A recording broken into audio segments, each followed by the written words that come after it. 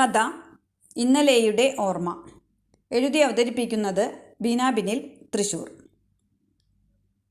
മഴയുടെ സംഗീതം കാതിൽ വന്നടിച്ചിട്ടും ചിന്തയുടെ അത്യുന്നതങ്ങളിൽ തന്നെയായിരുന്നു ആ അധ്യാപിക. ചെറുപ്പം മുതൽ എന്തിനേയും ഗവേഷണമിഴികളോടെ നോക്കിക്കാണുക അവളുടെ പതിവായിരുന്നു. ഇപ്പോഴും മൗനിയായാലും ചിന്തകൾക്ക് വാതിൽ തുറക്കും. 1000 സങ്കല്പങ്ങളും പ്രതീക്ഷകളുമുള്ള അവൾക്ക് ഒന്നും എവിടെയും എത്താത്തതിൻ്റെ ഭീതിയും പരിഭവവും മനസ്സിൽ ഉണ്ടായിരുന്നു. ഇന്ന് വർത്തമാനകാലാനുഭവങ്ങൾ പുറത്തേക്കെടുക്കുവാൻ എന്താണ് കാരണം എന്നല്ലേ? സർവകലാശാലാധ്യാപികയായി ജോലിക്ക് ജോയിൻ ചെയ്തത് അവളും മീരയും ദേവൻ മാഷും ഒരുമിച്ചായിരുന്നു. വിഷയങ്ങളിലുള്ള പ്രകടന ചാരുത എപ്പോഴും അവളെ മുൻപന്തിയിൽ നിർത്തിയിരുന്നു. അങ്ങനെ 2-3 വർഷം അവർ ഒരുമിച്ച് ജോലി ചെയ്തു. ജോലിയെ ലക്ഷ്യമാക്കി തന്നെയുള്ള പഠനകാലത്തിൽ കൗമാരത്തിൻ്റെയോ യൗവനത്തിൻ്റേതായോ ഉള്ള ചാബല്യങ്ങളൊന്നും അവളിൽ പ്രകടമായില്ല. ഇന്ന് കഴിഞ്ഞുപോയ കാലങ്ങളെ അവൾ ഓർക്കാൻ ശ്രമിച്ചു. അധ്യാപനവൃത്തി ചെയ്യുന്നുണ്ടെങ്കിലും ദേവൻ മാഷക്ക് അതിലും വലിയ ഉദ്യോഗത്തിലായിരുന്നു ആഗ്രഹം. അതിനായി സിവിൽ സർവീസ് പരീക്ഷയ്ക്ക് തയ്യാറാവുകയും നിരന്തര പരിശ്രമവും ആയിരുന്നു. അന്നൊരു ശനിയാഴ്ചയായിരുന്നു. ലൈബ്രറിയിൽ എത്തിയ ദേവൻ മാഷ് മീരയെ കണ്ട് ഞെട്ടിപ്പോയി. "എന്താ, ഈ ആഴ്ച മീര വീട്ടിൽ പോയില്ലേ?" എന്ന് ചോദിച്ച സാറിനോട് ഒരു മാത്ര ഗാഢമൗനിയായ ശേഷം "ഇല്ല" എന്ന് അവൾ മറുപടി പറഞ്ഞു. 2 പേരും ഒരുമിച്ചാണ് റീഡിംഗ് റൂമിൽ നിന്ന് ഇറങ്ങിയത്. പ്രകൃതിയുടെ സായാഹ്ന പ്രശാന്തതയിൽ ദേവൻ മാഷ് സ്വന്തം മനസ്സ് തുറക്കുകയായിരുന്നു. വ്യക്തിപരമായ കാര്യങ്ങൾ സംസാരിച്ചതിന് ശേഷം മാഷ് ചോദിച്ചു, "ഇത്രയും നല്ല ഉദ്യോഗം ലഭിച്ചിട്ടും മീര എന്താ ഒരു കുടുംബജീവിതത്തെക്കുറിച്ച് ചിന്തിക്കാത്തത്? എന്നും ഒറ്റയാവാൻ പറ്റുമോ?" "ഞാൻ ഒറ്റയ്ക്കല്ല മാഷേ, എൻ്റെ കൂടെ തന്നെ ഒരാൾ ഉണ്ട്" എന്നവൾ മറുപടി പറഞ്ഞ ശേഷം അവിടെ നിന്ന് പോയി. പക്ഷേ അല്പസമയത്തിന് ശേഷം തിരിച്ചു വന്ന് മീര മാഷ്ടെ അടുത്ത് നിന്നു. മീരയുടെ മറുപടി ദേവൻ മാഷ് മനസ്സിൻ്റെ ഒരു കോണിൽ കുറിച്ചിട്ട് ആലോചിക്കുകയായിരുന്നു. പിന്നീട് മാഷ് പറഞ്ഞു, "എൻ്റെ IAS പരീക്ഷയുടെ റിസൾട്ട് വന്നിട്ടുണ്ട്. 50ാമത്തെ റാങ്ക് കിട്ടിയ ഞാൻ പ്രാക്ടീസിനായി ഡൽഹിയിലേക്ക് പോവുകയാണ്. എല്ലാം റെഡിയാക്കി ഇവിടെ നിന്ന് റിസൈൻ ചെയ്യും മുമ്പ് നിന്നെ എനിക്ക് കാണണം. ഒത്തിരി കാര്യങ്ങൾ സംസാരിക്കണം ട്ടോ മീര" എന്ന് പറഞ്ഞ് അവർ പരസ്പരം പിരിഞ്ഞു. ഇന്നിതാ ദേവൻ മാഷ് വന്നിരിക്കുന്നു. മീരയെ കാണണമെന്ന് അറിയിപ്പ് കൊടുത്തുവിട്ടിരിക്കുന്നു. ഉച്ചയോടെ കാർമേഘങ്ങൾ ഉരുണ്ടുകൂടിയ നീലാകാശമാകുന്ന കരിമ്പടത്തിൻ്റെ താഴെ എന്ന പോലെ കോളേജിൻ്റെ വിശാലമായ പച്ച പുൽമൈതാനിയിലേക്ക് മീരയെ കാണാനായി മാഷ് വന്നു. ഒത്തിരി കാര്യങ്ങൾ സംസാരിച്ചതിന് ശേഷം മാഷ് പറഞ്ഞു, "നീ എന്താ വിവാഹം കഴിക്കാത്തത്? അന്ന് നിൻ്റെ കയ്യെത്തും ദൂരത്തൊരാൾ കൂട്ടിനുണ്ടെന്ന് പറഞ്ഞിട്ട്." കുറച്ചു നേരത്തെ കനത്ത മൗനത്തിന് ശേഷം മാഷ് വീണ്ടും ചോദിച്ചു, "അന്നും നമ്മൾ 2 പേരും തമ്മിൽ സംസാരിക്കുമ്പോഴും നീ പറഞ്ഞത് നീ അറിയുന്ന ഒരാൾ, അല്ലെങ്കിൽ നിന്നെ സ്നേഹിക്കുന്ന ആൾ നിൻ്റെ കയ്യെത്തും ദൂരെ തന്നെയുണ്ടെന്നാണ്. എന്നിട്ടും മീര, നീ നല്ല ഉദ്യോഗസ്ഥയാണ്, ജീവിതത്തിൽ ഉത്തരവാദിത്തങ്ങൾ ഉള്ളവൾ ആണ്. കാര്യഗൗരവം, കാര്യപ്രാപ്തി ഇതെല്ലാം ഒരു അധ്യാപികയ്ക്ക് വേണ്ടത് തന്നെയാണ്."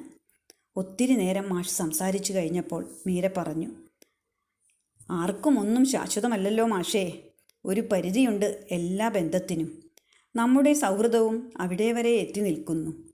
ഞാൻ ഒറ്റയ്ക്കാവുമ്പോൾ ഓർമ്മകളെ ഓമനിച്ച് താലോലിക്കാം. സാഹിത്യകാരിയായ എനിക്ക് എല്ലാതിൽ നിന്നും ഇവിടെ എത്തിയപ്പോൾ മാഷ് മാത്രമാണ് ആശ്വാസമായും സ്വാതന്ത്ര്യത്തോടെ ഇടപെടാനായും ഉണ്ടായിരുന്നത്. പക്ഷേ ഇപ്പോൾ മാഷ് അകലെ പോകുന്നു. സാരമില്ല." ഇത്രയും സംസാരിച്ചപ്പോഴേക്കും ധൈര്യവതിയായ മീരയുടെ കണ്ണുകൾ തുളുമ്പിയിരുന്നു. അവൾ സ്വരം താഴ്ത്തി പറഞ്ഞു. മാഷ്, ഇനിയും അറിയാത്തൊരു കാര്യമുണ്ട്. ഇപ്പോൾ അതറിയാൻ മാഷ് വാശി പിടിക്കരുത്. ഇത്രയും നാൾ എൻ്റെ ജീവിതത്തിൻ്റെ വാതായനങ്ങൾ മാഷ് തുറക്കുകയാണ് ചെയ്തത്. സന്തോഷമായി ഡൽഹിക്ക് പോകണം. കാലം കഴിയുമ്പോൾ ഈ IPS ഉദ്യോഗസ്ഥൻ എൻ്റെ സതീർത്ഥനായിരുന്നു എന്ന് പറയുന്നതിൽ സന്തോഷിക്കണം. നാളെ വൈകുന്നേരത്തെ ഫ്ലൈറ്റിന് പോവും. അതിനു മുമ്പായി മീരയെ ഞാൻ വീണ്ടും കാണാൻ വരാം. എനിക്കറിയണം എന്തെന്ന്, മാഷ് പറഞ്ഞു. ഹോസ്റ്റലിലെത്തിയ മീര പലവട്ടം ആലോചിച്ചു മാഷോട് എന്തു പറയും.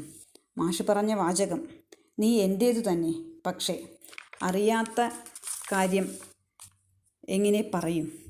നാളെ വരുമ്പോൾ സെൻറ് തോമസ് ചർച്ചിലെ ഫാദർ ജോൺ തട്ടിലിനെയും ഡോക്ടർ ജോസ് മാത്യുവിനെയും വിളിച്ചിരുത്തിയാൽ എല്ലാം പറയാൻ സാധിക്കും. പക്ഷേ കേട്ടാൽ മാഷ് പോവില്ല. ഇത്രയും നല്ല പദവി ആഗ്രഹിച്ച് കിട്ടിയിട്ട് എന്തു ചെയ്യണമെന്നറിയാതെ മീര സ്നേഹത്തോടെ ദേവൻ മാഷെ വിടാനായി തീരുമാനിച്ചു. അതാ മാഷു വന്നു. പോകുന്നേരം മാഷ് പറഞ്ഞു, മീര, നീ സന്തോഷവതിയായിരിക്കണം. നിനക്കായി ഞാൻ എന്നും കാത്തിരിക്കും. പ്രാക്ടീസ് ടൈം കഴിഞ്ഞാൽ ഞാൻ കേരളത്തിൽ തന്നെ തിരിച്ചു വരും. ഒരിക്കലും വിഷമിക്കരുതേ. നീ എൻ്റേതാവുന്ന ഒരു ദിവസം വരും. പോയി എത്തിയിട്ട് വിവരമെല്ലാം അറിയിക്കാം. എല്ലാം കേട്ടിട്ടും മീര, നീ ഒന്നും പറയുന്നില്ലല്ലോ. മാഷേ, സന്തോഷമായി പോയി വരൂ. എല്ലാത്തിനും ദൈവം ആയുസ് തരട്ടെ എന്ന് അവൾ വിതുമ്പിയാണ് പറഞ്ഞത്. പോവാം നേരം മാഷ് മീരയുടെ 2 കൈയും കൂട്ടിപ്പിടിച്ച് നിന്ന് വിതുമ്പുന്നു. അറിയാതെ അവളും ഒന്ന് പതറിപ്പോയി. വിഷമിക്കരുതേ മാഷേ, സമയമായി. 1.5 വർഷം ഇതാ എന്ന പോലെ തീരും. പോയി വരൂ എന്ന് പറഞ്ഞു. ഇപ്പോഴിതാ ഫോൺ വന്നിരിക്കുന്നു. 1.5 വർഷം കഴിഞ്ഞു.